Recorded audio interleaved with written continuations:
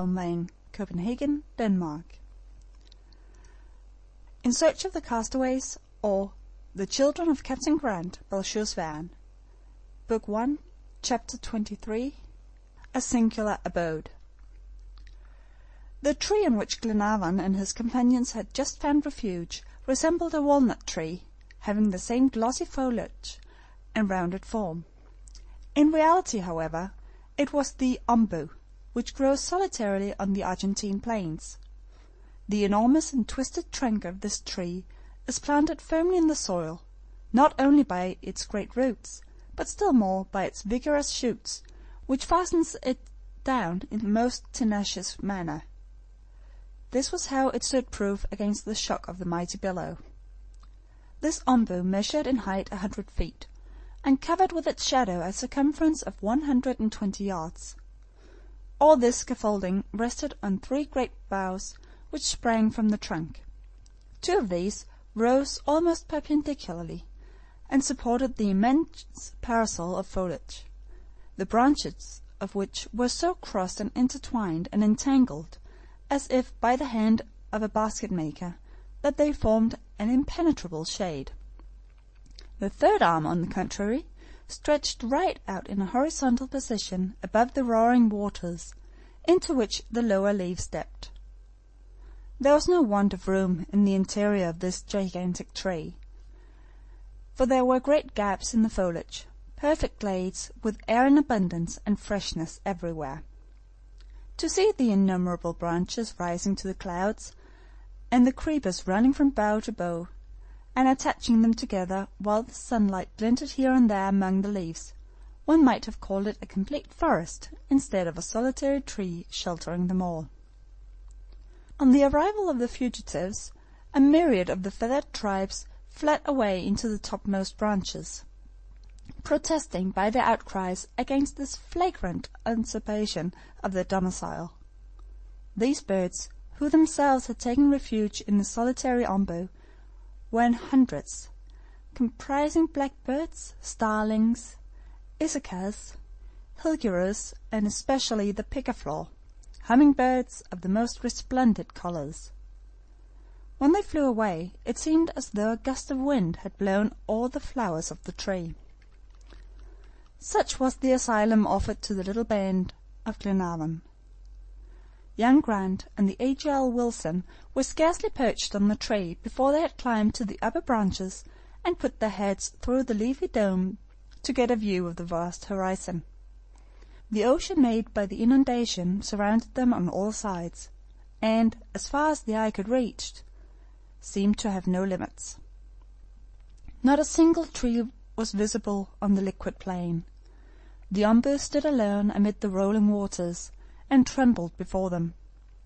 In the distance, drifting from south to north, carried along by the impetuous torrent, they saw trees torn up by the roots, twisted branches, roofs torn off, destroyed ranchos, planks of sheds stolen by the deluge from estancias, carcasses of drowned animals, blood-stained skins, and on a shaky tree a complete family of jaguars, howling and clutching hold of their frail raft.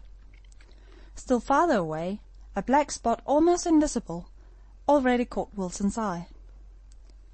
It was Thalcave and his faithful Thauka. "Thalcave! Thalcave!" shouted Robert, stretching out his hands toward the courageous Patagonian. "He will save himself, Mr. Robert," replied Wilson. "We must go down to his lordship." The next minute they had descended the 3 stages of boughs, and landed safely on the top of the trunk, where they found Glenarvan, Paganel, the Major, Austin, and Mulrady, sitting either astride or in some position they found more comfortable. Wilson gave an account of their investigations aloft, and all shared his opinion with respect to Thalcave. The only question was whether it was Thalcave who would save Thauka, or Thauka save Thalcave. Their own situation, meantime, was much more alarming than his. No doubt the tree would be able to resist the current, but the waters might rise higher and higher till the topmost branches were covered, for the depression of the soil made this part of the plain a deep reservoir. Glenarvan's first care, consequently, was to make notches by which to ascertain the progress of the inundation. For the present it was stationary, having apparently reached its height. This was reassuring. "And now, what are we going to do?" said Glenarvan. "Make our nest, of course," replied Paganel. "Make our nest!" exclaimed Robert. "Certainly, my boy, and live the life of birds, since we can't that of fishes." "All very well, but who will fill our bills for us?" said Glenarvan. "I will," said the Major. All eyes turned toward him immediately, and there he sat in a natural armchair formed of 2 elastic boughs, holding out his alforges, damp but still intact. "Oh, McNabbs, that is just like you!" exclaimed Glenarvan. "You think of everything, even under circumstances which would drive all out of your head." "Since it was settled we were not going to be drowned, I had no intention of starving of hunger." "I should have thought of it too," said Paganel, "but I am so distrait." "And what is in the alforges?" said Tom Austin. "Food enough to last 7 men for 2 days," replied McNabbs. "And I hope the inundation will have gone down in 24 hours," said Glenarvan. "Or that we shall have found some way of regaining terra firma," added Paganel. "Our first business, then, now is to breakfast," said Glenarvan. "I suppose you mean after we've made ourselves dry," observed the Major. "And where the fire?" asked Wilson. "We must make it," returned Paganel. "Where?" "On the top of the trunk, of course." "And what with?" "With the dead wood we caught off the tree." "But how will you kindle it?" asked Glenarvan. "Our tinder is just like a wet sponge." "We can dispense with it," replied Paganel.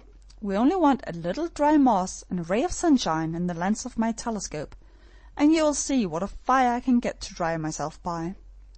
Who will go and cut wood in the forest?" "I will," said Robert. And off he scampered like a young cat into the depth of the foliage, followed by his friend Wilson. Paganel set to work to find dry moss, and had soon gathered sufficient. This he laid on a bed of damp leaves, and where the large branches began to fork out, forming a natural hearth, there was little fear of conflagration. Robert and Wilson speedily reappeared, each with an armful of dry wood, which they threw on the moss. By the help of the lens it was easily kindled, for the sun was blazing overhead. In order to ensure a proper draught, Paganel stood over the hearth with his long legs straddled out in the Arab manner. Then stooping down and raising himself with a rapid motion, he made a violent current of air with his poncho, which made the wood take fire, and soon a bright flame roared in the improvised brasier. After drying themselves, each in his own fashion, and hanging their ponchos on the tree, where they swung to and fro in the breeze, they breakfasted, carefully, however, rationing out the provisions, for the morrow had to be thought of. The immense basin might not empty so soon as Glenarvan expected, and, anyway, the supply was very limited. The ombu produced no fruit, though fortunately it would likely abound in fresh eggs, thanks to the numerous nests stowed away among the leaves, not to speak of their feathered proprietors. These resources were by no means to be despised. The next business was to install themselves as comfortably as they could, in prospect of a long stay. "As the kitchen and dining room are on the ground floor," said Paganel, "we must sleep on the first floor. The house is large, and as the rent is not dear, we must not cramp ourselves for room. I can see up yonder natural cradles, in which, once safely tucked up, we shall sleep as if we were in the best beds of the world. We have nothing to fear. Besides, we will watch, and we are numerous enough to repulse a fleet of Indians and other wild animals." "We only want firearms." "I have my revolvers," said Glenarvan. "And I have mine," replied Robert. "But what is the good of them?" said Tom Austin, "unless Monsieur Paganel can find out a way of making powder." "We don't need it," replied McNabbs, exhibiting a powder flask in perfect state of preservation. "Where did you get it from, Major?" asked Paganel. "From Thalcave. He thought it might be useful to us, and gave it to me before he plunged into the water to save Thoka." "Generous, brave Indian!" exclaimed Glenarvan. "Yes," replied Tom Austin. "If all the Patagonians are cut out after the same pattern, I must compliment Patagonia." "I protest against leaving out the horse," said Paganel. "He is part and parcel of the Patagonian, and I'm much mistaken if we don't see them again, the one on the other's back." "What distance are we from the Atlantic?" asked the Major. "About 40 miles at the outside," replied Paganel. "And now, friends, since this is Liberty Hall, I beg to take leave of you. I am going to choose an observatory for myself up there, and by the help of my telescope let you know how things are going out in the world." Forthwith the geographer set off, hoisting himself up very cleverly from bough to bough, till he disappeared beyond the thick foliage. His companions began to arrange the night quarters and prepare their beds. But this was neither a long nor difficult task, and very soon they resumed their seats round the fire to have a talk. As usual, their theme was Captain Grant. In 3 days, should the water subside, they would be on board the Duncan again. But Harry Grant and his 2 sailors, those poor shipwrecked fellows, would not be with them. Indeed, it even seemed after all this ill success and this useless journey across America, that all chance of finding them was gone forever. Where should they commence a fresh quest? What grief Lady Helena and Mary Grant would feel on hearing there was no further hope. "Poor sister," said Robert.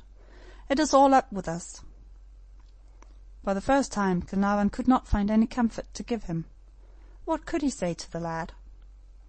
Had they not searched exactly where the document stated? "And yet," he said, "this 37th degree of latitude is not a mere figure, and that it applies to the shipwreck or captivity of Harry Grant is no mere guess or supposition. We read it with our own eyes." "All very true, your honor," replied Tom Austin, "and yet our search has been unsuccessful." "It is both a provoking and hopeless business," replied Glenarvan. "Provoking enough, certainly," said the Major, "but not hopeless. It is precisely because we have an uncontestable figure provided for us that we should follow it up to the end." "What do you mean?" said Glenarvan. "What more can we do?" "A very logical and simple thing, my dear Edward. When we go on board the Duncan, turn her beak head to the east, and go right along the 37th parallel, till we come back to our starting point, if necessary." "Do you suppose I have not thought of that, Mr. McNabbs?" replied Glenarvan. "Yes, 100 times. But what chance is there of success?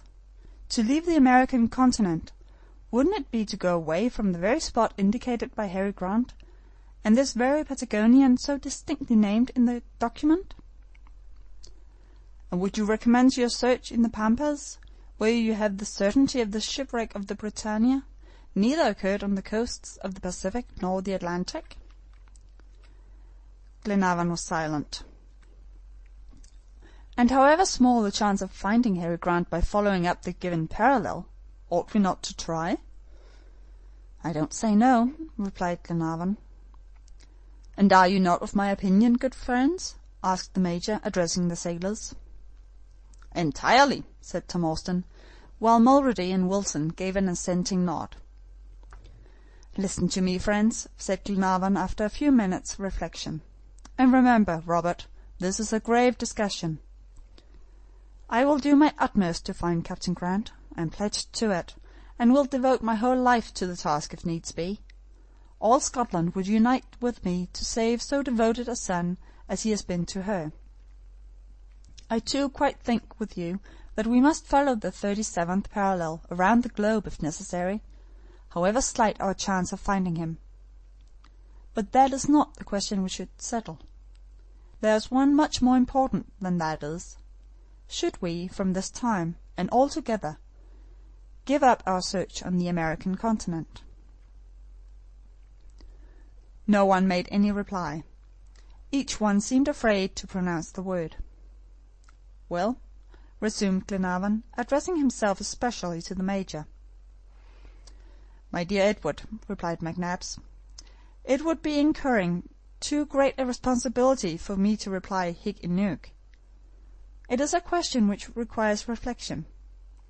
I must know first through which countries the 37th parallel of southern latitude passes." "That is Paganel's business. He will tell you that," said Glenarvan. "Let us ask him, then," replied the Major. But the learned geographer was nowhere to be seen.